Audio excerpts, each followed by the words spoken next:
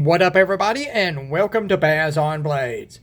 My name is Baz, and I talk about blades, and today we are talking about a blade. We're going to bring out the Maxace Goliath Gen 3 once again very quickly because I want to cover something I did not have time to cover in my in-depth review video.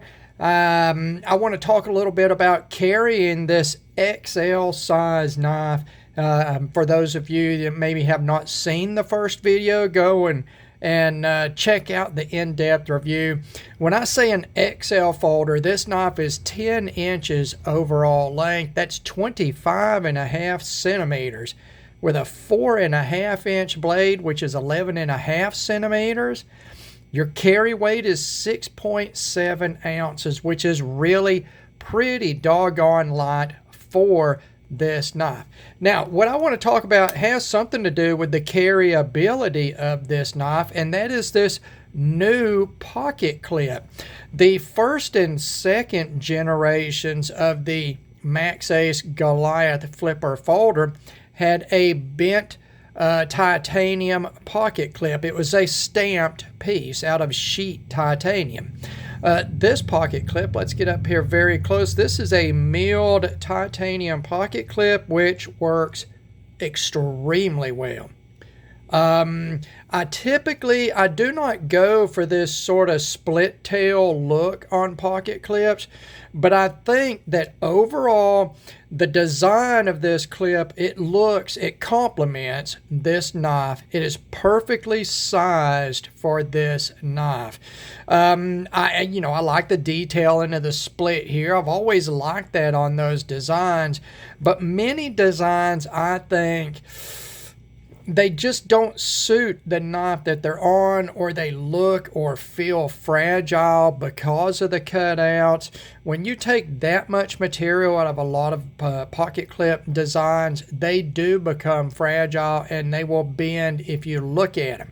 But this being a milled titanium pocket clip, they can take that out and it's still fairly strong. Now, if I'm jumping in and out of the Baz on Blades emergency response vehicle on my way to work or back home, and I grab this on the door, I'm going to bend it. Okay, it's going to bend. Any pocket clip will bend if it's a design worth anything. But I think that it's strong enough to bear this split without deforming under regular use, i.e. going in and out of your pocket over the hemline of your pocket, the thicker material. Now, another thing I want to talk about, besides this pocket clip looking fantastic on this knife, being a milled titanium clip in an upgrade from previous generations, and I don't think we even got a price increase on this, and if it was just a few dollars. This pocket clip design is fabulous. It is very, very deep carrying for a milled titanium pocket clip. One thing that typically is not really a negative, but is a characteristic of milled titanium pocket clips, they typically have a large pad back here at the back of the clip, and that's where your mounting hardware is going to go through. And a lot of times that pad back here is pretty wide, and it causes, if it's a real wide pad, it'll cause your knife to not be able to seat all the way in your pocket, and it'll leave a lot of the tail exposed. Now, that's both good and bad. It's easier to grab a hold of the more that is exposed. But in 2023, do you really want people being so aware of what you have in your pocket that you want a lot of it sticking out? I don't know. That's up to you to decide in your individual case. I will show you how deep this thing carries. Let's bring out my how deep does it carry prop here, and we're going to slide this right in here, and I want you guys to look. Now, this knife is 5 and 5/5 of an inch, or 14 centimeters long. Okay, that is a long knife. But look at how deeply this pocket clip allows carry. Let's come up here very close to the camera. That is all of that knife that is sticking out. Okay, that is fantastic on such a large knife with a milled titanium pocket clip. And the reason you have for that, the pocket clip is, you see how the base of the pocket clip is sort of undercut, almost like you would do the trigger guard on a semi-auto pistol or even a revolver. Come back up and undercut that a little bit so you can get tighter up on it. That does a lot.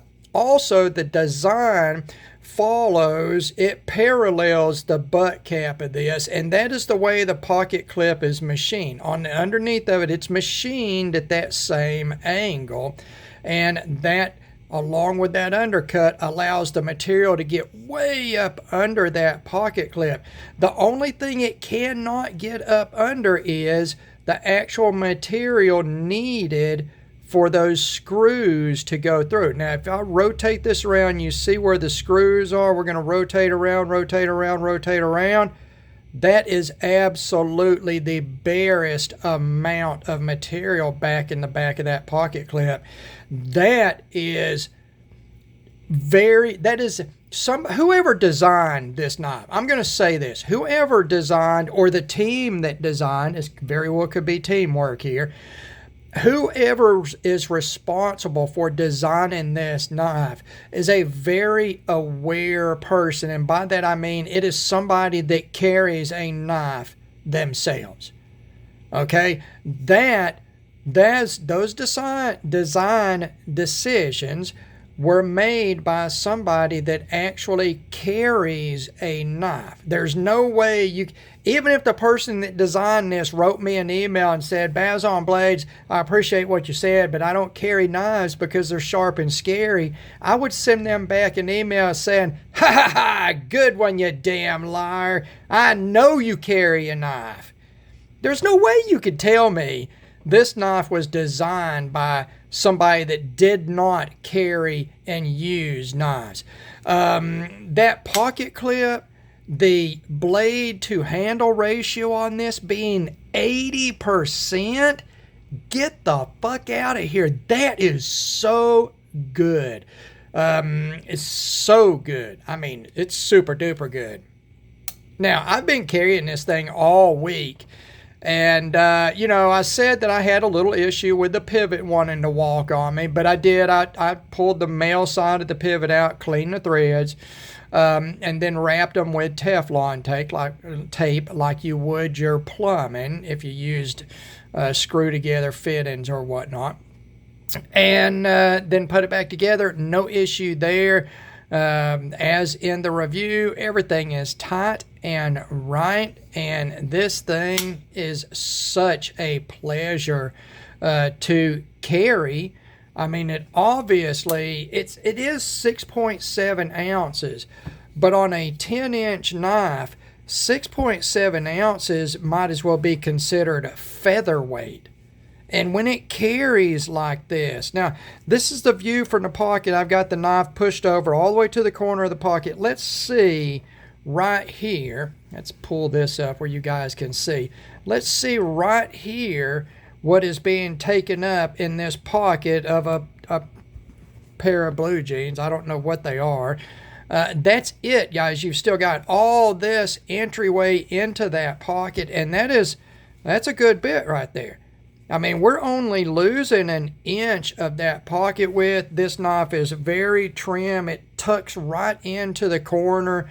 The pocket clip being so doggone good. That pocket clip looks good clipped on too. I mean, aesthetic appeal is there as far as pocket clips go.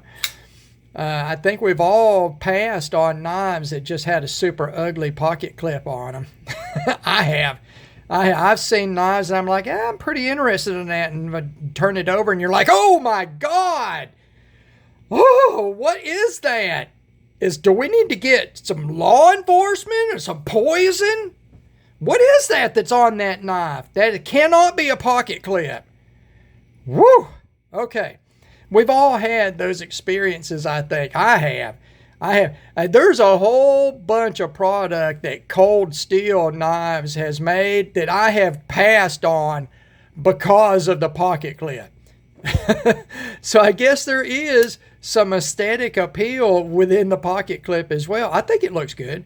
I think it looks good. As good as it looks, as well as it's made, as functional as it is, as deep as it carries, I thought that I had to come back, revisit this knife, and at least talk about how easy it is to carry for what it is. I am so big, so in love with this knife. I'm like itching to show it to people. I want to walk up to total strangers and say, hey, do you like knives?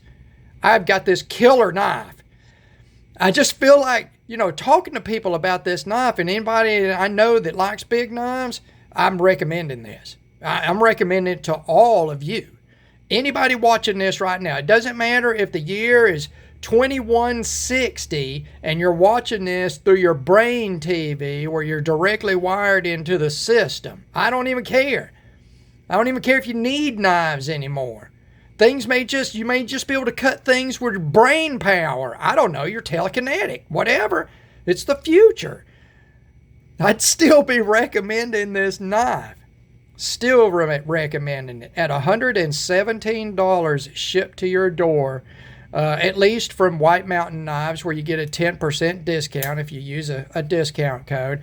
But even at the full price, the $130 that everybody is selling these for, I got to tell you right now, this is absolutely, what is it? It's August right now, almost September. It is September. Tomorrow's the first day of September or whatever. This may very well be my favorite knife of 2023 so far. There's not been a lot of favorites in 2023. But this one, I think the fact that it's as large as it is, it's traditional classy look, great materials, great fit and finish, fantastic action. Yeah, I don't know. I mean, it may be super big, but come on. That's just a great knife. If they made a 3.5-inch version of this, they would sell 1 billion of them. 1 billion of them, I'm telling you. That means everybody in China could have one just about. I think they're like up over 1 billion. I don't know. They're like 1.2 billion or 1.4 billion or something. It's a lot of them. A lot of Chinese people stuffed into that country. Oh my goodness. So there we go. Second look in as many days at the Maxace Goliath, the third generation with SLD-Magic for your blade steel, and that is a laminated blade. That is a 3-layer blade, and it is absolutely wonderful. There you go. I think this is quite possibly one of the best large XL size knives I have ever come across in my life, regardless of price. Everything. It just rolls together into a damn near perfect package on this.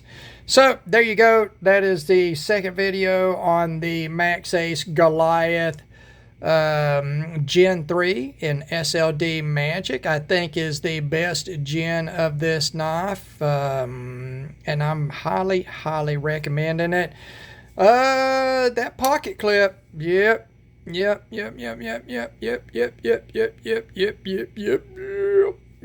Okay, there you go, guys.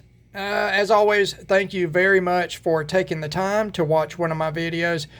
God bless all of you, and we will talk to you again.